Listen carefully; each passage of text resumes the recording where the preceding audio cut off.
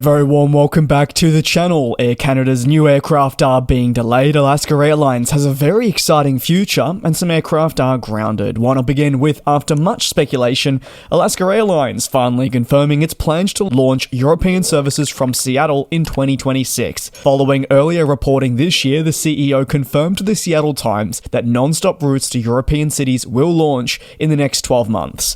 The unveiling of the ambition is part of a broad strategy for Alaska Airlines to improve its business and offer more competition in an industry where Hawaiian Airlines is now a key asset of theirs.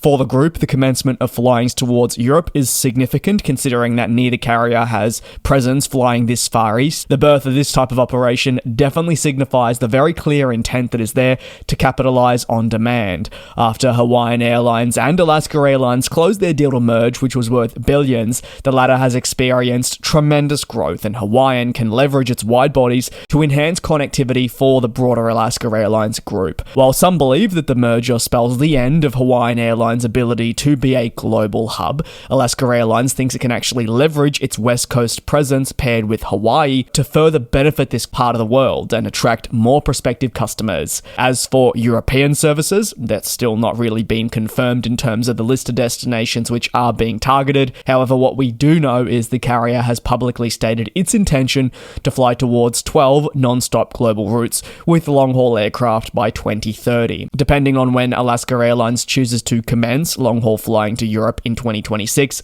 finalizing flight schedules and, most importantly, including cities will be crucial. The carrier has already likely narrowed down its shortlist of markets to initially form a market of European flights that remains hidden from the public. Despite this, some of naturally the more popular cities in the western part of Europe will be within reach, and relationships with codeshare partners will likely come into play too in helping dictate where they choose to fly to.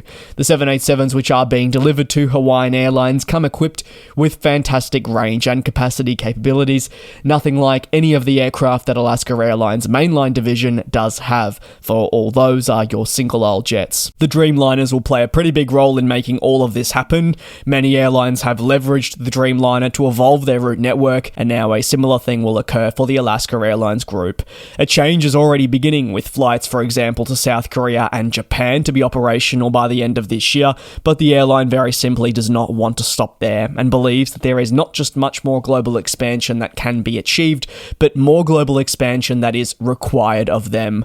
All in all, Alaska Airlines' new era is pretty exciting, but it knows now that technically the birth of long-haul flights will be possible thanks to the acquisition of Hawaiian Airlines, for it doesn't have anything larger than the 737. Very keen to hear your take down below in the comments. If you were Alaska Airlines using those 787s, where in Europe are you first looking to pounce on? Moving a little bit further north and over to Air Canada, they've become the latest airline to be forced to confirm delays in the acquisition of their next generation aircraft. The Canadian flag carrier is also in the process of renewing its fleet. I know what airline is not currently going through this at the moment, but it is a core part of its strategy, and therefore it's putting a lot of emphasis on really making strategic shifts.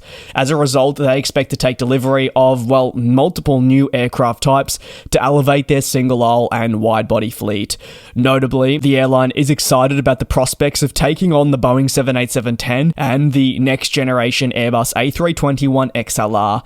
Each of these jets pushes the boundaries in its respective family and is part of Air Canada's plan moving forward. Unfortunately, upon publishing its first quarter results, the delayed entry into service of the above-mentioned next-generation aircraft was also confirmed. Under revised forecasting, the first delivery of the XLR, confirmed during a quarterly earnings call, will come months later than expected. It'll now enter scheduled passenger operations in 2026. Furthermore, the addition of the 787-10 will be delayed to 2026 as well, as they try and find ways to mitigate delivery delays stemming from Boeing's internal woes. The A321XLR and 787-10 are really integral to the airline's future. Orders for 18 Dreamliners and 30 XLRs are to be placed, with options for both possible should the company wish to activate these at a later date. Moreover, especially for the A321XLR, its importance cannot be understated, considering the decision to shift all 737 MAX jets flying with the mainline carrier to Air Canada Rouge's division in the coming years, which will transform the single-aisle fleet across the group as as well. This decision puts greater emphasis on the requirements for the A321XLR to fill the role of the MAX, while also a greater reliance on the popular regional single-aisle type in the Airbus A220, which the flag carrier has championed the usage of for some time. Unfortunately, Air Canada isn't alone in battling to acquire new gen types from Airbus and Boeing as delays continue to balloon. While some airlines have been fortunate enough to see delays begin to end and their deliveries of their planes facilitated, not all have had the same fate. Air Canada joins now a list of airlines feeling the pressures of what was meant to be week-long delays turning into month-long delays, and the reality is for some, over a year of waiting for planes that they expected to join their fleet. During this prolonged period of waiting, airlines' growth targets, which were likely outlined at the time of the plane's purchase, have not been possible to follow through on. In some cases, this has caused greater reliance on older gen planes, which have higher operating costs and maintenance ones, whereas for someone like Air Canada, the inability to acquire new gen aircraft certainly stunts its possible growth plans in markets it has wanted to launch, but may not have the capacity to really make it a reality. Either way, the flag carrier has to do one thing: exercise a degree of patience. These planes will still be hugely important to the future of the operations, but the process of taking on the jets has become more trying than first imagined. And on to the final story, where Air Algérie is battling aircraft groundings which are affecting its ability to maintain a robust operation. A reduction of operational aircraft results from planes parked for permanent maintenance, ranging from a figure of 8 to 13 aircraft. The country's transport minister said that the planes are undergoing what is described as permanent maintenance, which is harming the capabilities to serve the established route network.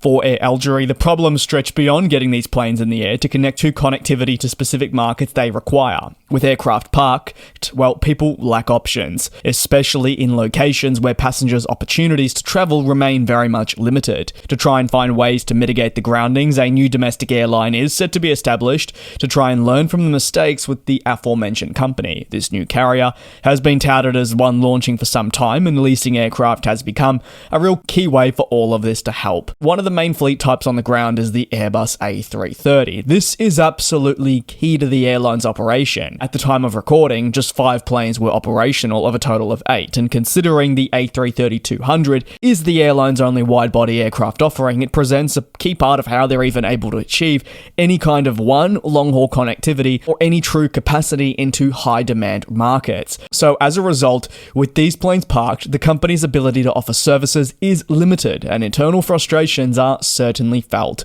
Very keen to hear your take down below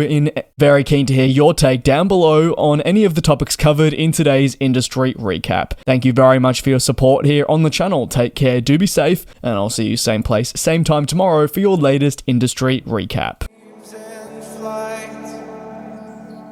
And we'll fly.